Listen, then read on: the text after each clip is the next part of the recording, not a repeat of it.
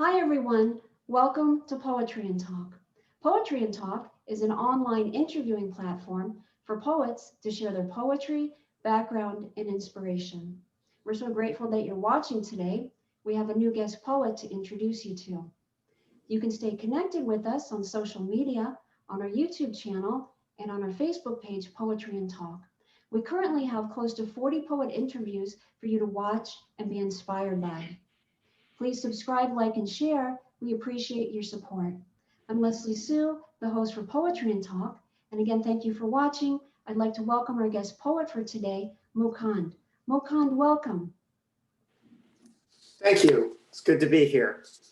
So I'm going to start by reading a poem that I had featured in Saccharine Poetry in, I believe it was the October autumn issue, 2020. It's called Wishful Thinking. And so here it is. Let us pretend and close for now our mournful eyes. Say to me, there is no pestilence, no crimson trails staining memory of cobblestones, no screams men left lying motionless underneath the truncheon.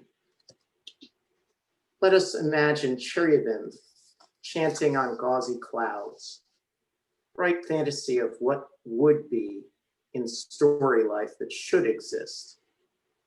This panoramic view, the future in an outstretched palm, comforts me as I lie next to your peaceful body.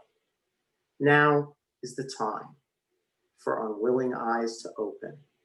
So slow our breaths, so deep our daily troubles. Thank you for sharing that, Mukund. Can you elaborate on wishful thinking? So it's kind of a mixture of inspirations. Part of it was all the pre-election uncertainty that was going on in the U.S. In the fall. Also, as we were going through a lot of struggle with fires in California and the COVID issues, and there was just a general gloom and darkness that seemed to be hanging over everything and everyone. And so that was a part of it. There was also the George Floyd incident, which is referenced in there. I kept having these conversations with my wife, with my mom, and saying, like, when are we going to get to a point of normalcy, of just being able to walk out our front door and not be in fear of some sort of disaster happening. And so that was really the main inspiration for this. Mm-hmm. So the wishful thinking is actually being in that state, Mukund, where there is no more fear. Is that correct? Yeah, that's what we wish for. And of course, it's more aspirational than reality. There's always going to be something that will be an obstacle, something that will be looming. But I think it's in all of us to wish for calm, to wish for a peaceful time where we no longer have to think about the things that are troubling us on a day-to-day basis. Mm-hmm. Mm-hmm. Now, Mukund, is this, kind of focusing on current affairs and society issues, a subject matter that you like to toy with a lot in your other poetry as well? Yeah, I would say that there's a lot of what I would call observational poetry, which may be, it may be just something simple, like, some oddity that I happen to see in nature, whether it's, a whale that's washed up on a beach, or uh, after the California fires, when there were hawks that basically descended and sat by our pool, and you never see hawks that close to human residence, and so that prompted a poem. Sometimes it's more political stuff. I wrote a poem for New Verse News called "The Last Days of Tyranny," about the uprising against Lukashenko in Belarus, and I've certainly written some what could loosely be called protest poetry. I wouldn't say that that's everything that I write, but it certainly definitely forms a decent chunk of it. Mm-hmm. I'd like to touch on two things, Mukund, that you just mentioned. One is, that was interesting, you said the oddities of nature. Like, so in other words, you're kind of out and about, perhaps, or maybe looking out your window, or wherever you are, and you see something that is a little bit out of the order. And that sort of is kind of what you have, like an attraction to that. You can kind of step back and you say, okay, this is a little bit different. It's not like the sun shining on the tree and then there's this bird flying, kind of like the natural things, we typically see. You kind of zone into something, as you said. I thought that was an interesting word, an oddity in nature, particularly. Yeah, I mean, it may be something as simple as a different color of dragonfly than I've ever seen before, or like, a butterfly that's completely white instead of, and it is actually a butterfly, not a moth, but an actual white butterfly that you don't typically see. It could be just, sometimes it's not necessarily an oddity in terms of what it is, but where it is. A flower growing from a crack in the street, something like that. So yeah, I definitely think that sometimes normal things in abnormal contexts are interesting topics for poetry. Mm-hmm. Yes, absolutely. I also like to touch upon, you kind of have also a political side, and you also mentioned it's kind of observational. So I just have a couple questions, and I'm really interested in your thoughts on this. So certain things politically, now you're going to, probably have your little, personal take on something, the way you feel that justice might be served, or the way that this could be viewed in a different way, or a whole range of emotions given any political scenario that is the way that Mukund experiences it. Now, when you say observation or observational, now how do those two play, in and out? Because they can be kind of distinctly different. They could also be, have some overlap. So when you're writing on something that's political, maybe you feel a little charged over it, something has drawn you to why you want to express some things about it. So my question is, how does Mukund and how he feels about the political situation, that whatever it is that's going on, the social climate, etc., and then the observational part of you, how do you view these two parts of you, and then how do they both come out in your poetry? If you could elaborate. I think that's an excellent question. I think it's I don't think that any poetry is really independent of the poet's eyes. So you can read 100 different poems about roses, and they're all seen by different people, so there's just a slight different flavor to them. Some are sad, some are hopeful, some are downright you know, mournful. And, you know, a lot of it is what was my emotion when I heard about this? You know, what was with the, you know, the uprising in Belarus? What was my emotion when I saw those pictures of people lined up in the streets, wearing masks, being orderly with, and I remember the image of them lining their shoes up on the benches behind them. And I thought, wow, this is really interesting. That would never happen here. And, but also realizing like it was important enough to them that they wanted to make their voices heard, but they were also scared enough that they felt like they had to observe all of these additional rules. And yet, despite being that scared, it was time. They'd had enough.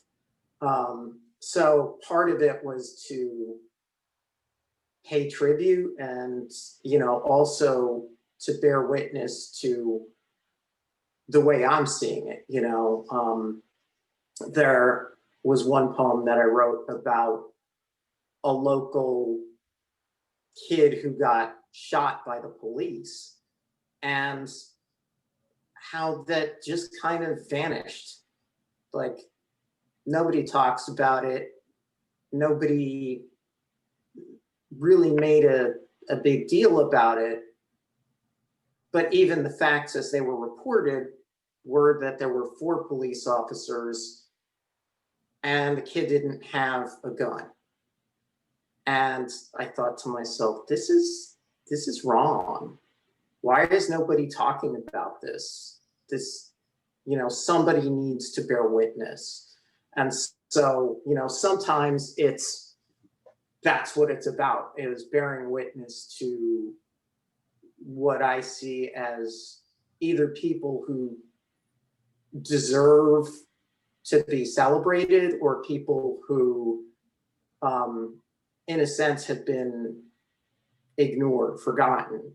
I think that's something that writers in general can really do. And, you know, as we've seen by recent events with the inaugural poetry, it's something that poets can really do in a sort of a lyrical way.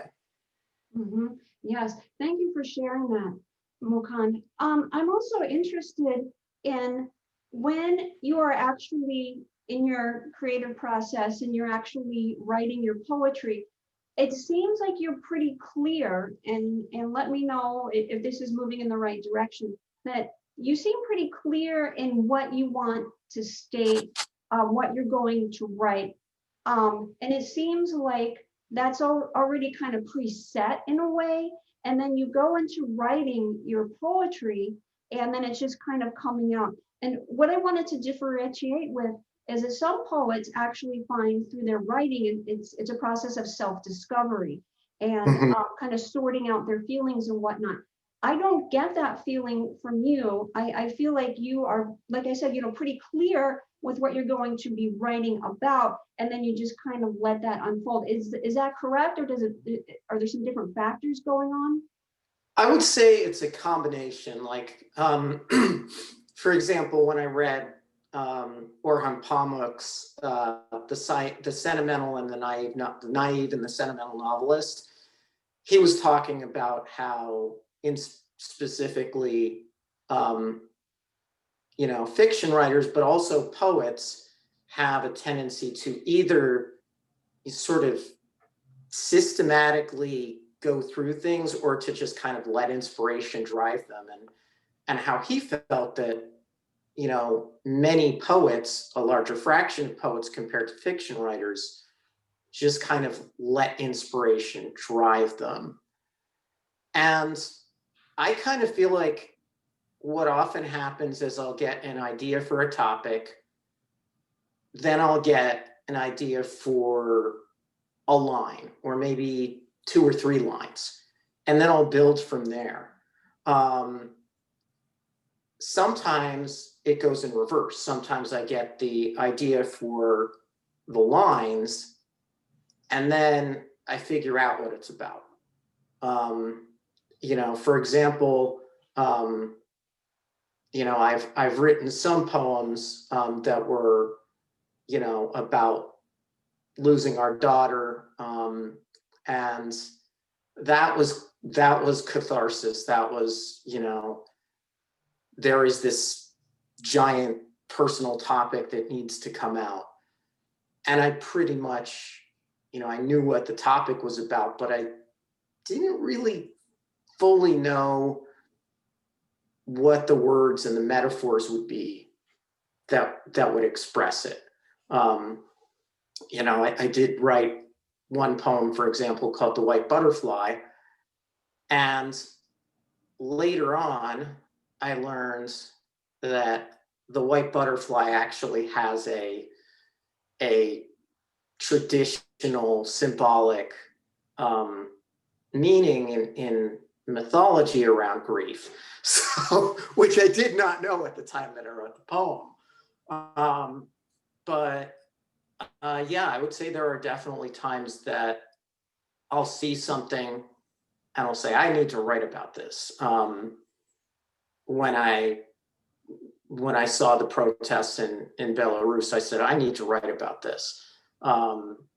When I, saw the storming of the Capitol, that was something that horrified me, but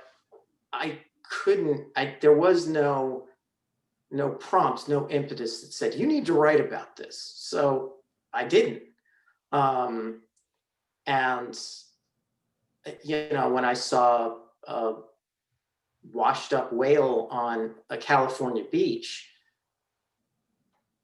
there was something about it that was an oddity, and also kind of tragic, because one of the things that I saw was this whale had all sorts of like plastic ribbons around the ribs that were visible. So to me, that said, like, this might have been part of the reason that it veered off course and wound up on the beach. And when I saw that, like, that was something that I realized people don't often see this, and maybe they need to see it. Maybe they need to see it on page. Because reading about, oh, there's 30 beached whales in Australia, it has an impact, but seeing it in person is a much deeper impact. I think that I'm always looking for topics. One of the things I do is I go out on walks or jogs, and I kind of look around my neighborhood or the walking path and look at the flora and fauna and people. And that often can be an inspiration of, oh, I want to write about this person or this area. The first actual poem that I ever wrote was when I was 14. And it was about this man who I kept seeing walking on a walking path in Martha's Vineyard, same path, same time of day. And just each year I'd see him when I came, when I left. And each year you could see him getting older and scruffier, and yet always walking. And there was just something about him that drew me, and I said, I have to write about this. There's something different about him. Mm-hmm. And later I found out what it was, that he had been, diagnosed with a psychiatric illness, and that's what propelled him to walk, that his walking was out of basically an inability to calm his mind down. So he always had to be moving. And in a sense, I could tell that just by the compulsory nature of what he was doing, that this was not a happy pursuit. This was forced. So that would be an example of where I wasn't really looking to write that, but it just presented itself to me, and a little flag went up. Oh, you should write about this. Mm-hmm. And that's really the first time that I ever had that experience, when I was 14. And then once I did that, I think it kind of triggered something that said, hey, there's stuff out there. You don't have to invent it. It's out there. You can write about what's already out there. Mm-hmm. I think that's such an interesting point, and I'm so grateful that you shared that. That gave us a lot of interesting insight. So then kind of from that point forward, you kind of like put on, like, as you said, like, your antenna or your feelers, and your eyes became very observant to what is going on, and you realize that there's, much to write about, and then you kind of zone in on certain things that become very clear to you, because it seems like your inner voice, very clearly says, you're going to write about this, you're going to write about this, and you're going to write about that. And then some things, it's just kind of either neutral, or it's just like you're not going to write about it. Do you feel, Mukund, that your message in part through your poetry is to bring the reader, the viewer, the listener, whatever it may be, to kind of be aware of things they may not necessarily be aware of, and to kind of bring that heightened awareness of whatever it is through your poetry? I think sometimes, yes. I will say that sometimes, there are things that I probably write about that other people would look at me and say, well, you've not experienced that. So why are you writing about police brutality? Or why are you writing about, revolution in another country? And I'm not trying to write it as, an own voices type of experience. I'm trying to write it as, a witness, basically. And so, yeah, I think that often what a poet can do is be that witness, and sometimes to their own experience, but sometimes to other people's experiences, and say, hey, here's this story that I've witnessed that I think you should know about. And we can do it in brief, small brushstrokes that I think, because it's of the brevity of the form, people can stand there and just kind of look at it and digest it in a way that is different than with a novel or even a short story. It is like Pamuk said, that a poem is kind of like a picture in a museum, where a novel is kind of like a museum in itself, that you go from picture to picture. A poem is that, stand here, look at the water lilies, and see what you see, and feel what you feel, and feel what the artist felt. And I think that's, what I try to do for the reader, is make them think, and hopefully feel something too. Mm-hmm.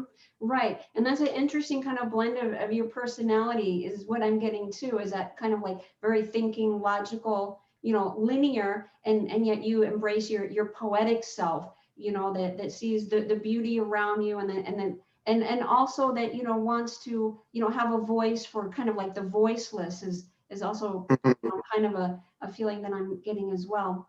Mukund, what would you like to share about your poetic journey that we haven't touched upon yet? I think just that I've been writing poetry off and on, since I was a kid, and but I never saw it as publishable or shareable until probably 15 or so years ago. And when I submitted it to an anthology and they said, "Hey, this is good," I was a little surprised. I said, "Okay, you actually want to publish my stuff?" And that, I think, is something that a lot of poets and writers in general go through, is this sense that, well, I do it, but nobody wants to read it. And I think what I've learned by reading a lot of poetry is that it is really like music. There are so many different genres and subgenres that you really do like poetry. You just don't know it. A lot of people say, "Oh, I don't like poetry." Well, there's Shakespeare, but there's also Jamal May. There's, Marlowe, but there's also Jericho Brown. There's, Basho, and there's Jane Hirschfeld. And if you start to really dig in, I think there's different styles that work for different people and that resonate. Sometimes based on their life experience, and sometimes just based on the aesthetics of how the poem looks on the page and how it sounds to the ear. Mm-hmm. So you feel like there's really something for everybody in regards to poetry? Oh yeah, definitely, because there are poets that are very popular, and I can see why they're popular, and I can also say, not my style. Just like I can go to the Museum of Modern Art and say, yeah, I understand why that's innovative, but it's not my style. And I think that realistically, even within a poet's collection, usually there's maybe 30% of the work that you're like, "Ooh, this is really good," in a good collection. And then maybe another 30 or 40% that one would say, like, "Okay, this is well crafted." And then the other third that's kind of, "This eludes me. I'm not exactly sure what this is about. Doesn't resonate with me." And so I think that's also where maybe reading poetry is a little different than reading other work, because there are times where if you just read one poem by one person, you'd think, "Oh, I don't like that poet." Well, read other stuff. Read an entire collection and then make your judgment. And sometimes maybe it even involves reading works from multiple collections. If all I read of Louise Gluck was her first collection, I wouldn't probably be as awed by her as reading, the multiple collections she's written over the years and seeing the increased depth that comes with each successive collection that she writes. Mm-hmm. Mm-hmm. Right, you have to dig a little bit deeper.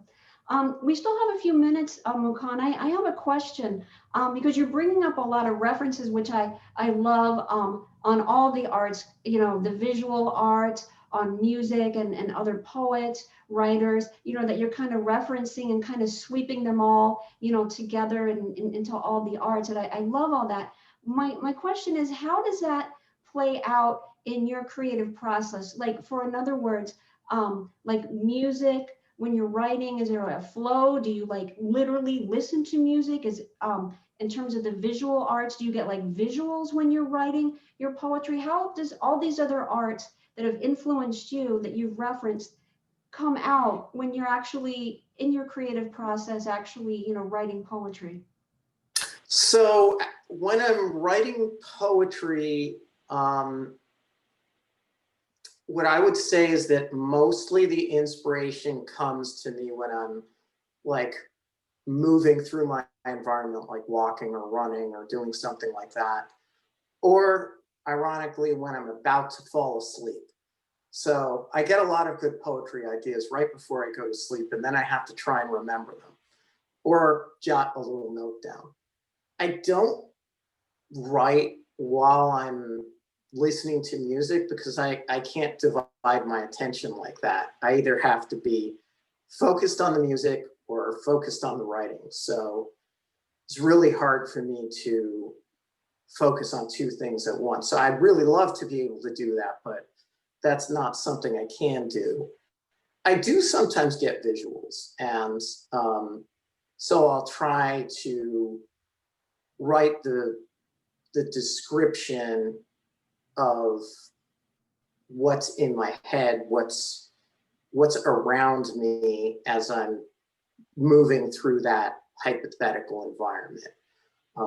So if I'm writing a poem about being on a boat in a foggy bay, then I'm picturing that the fog around me, I'm picturing what the boat looks like. You know, where are the piers? Where are other boats? In kind of a detailed way. But then there are poems that that are less detailed, but there is a visual. You know, if I'm writing about a protest or something, I have the idea of like tear gas in the air and, you know, broken bottles on the ground and things like that. And just a general sense of noise.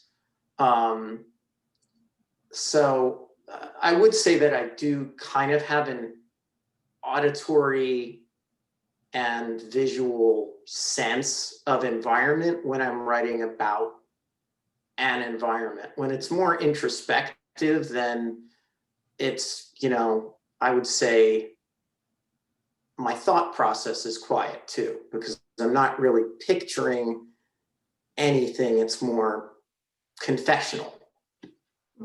That was interesting. Thank you so much for sharing that, Mukund. We're going to need to wrap the show up. We'd like to offer you some closing comments, and if you could let us know how we can stay in touch with you, please. Okay.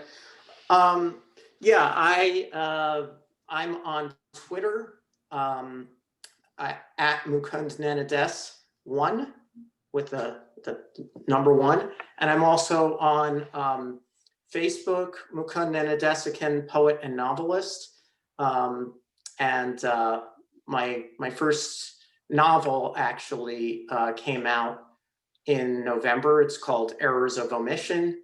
And it's also it's a psychological fiction, but with a lot of social consciousness, social commentary thrown in there. Wonderful. We'll make sure that we include the link to that publication or in the description section when we upload this. Okay, thank you. Thank you so much for being our guest poet for today, Mukund. You're very welcome. Thank you. Thank you. Thank you so much, everyone, for watching. We appreciate your time, and we appreciate that you take the time to watch Poetry and Talk. Again, please stay in touch with us on our Facebook page and also on our YouTube channel. We appreciate your support. Thank you again for watching. Thank you again, Mukund, and we'll talk soon on the next Poetry and Talk. Until then, be well and be blessed. Thank you again, Mukund. Thank you, everyone.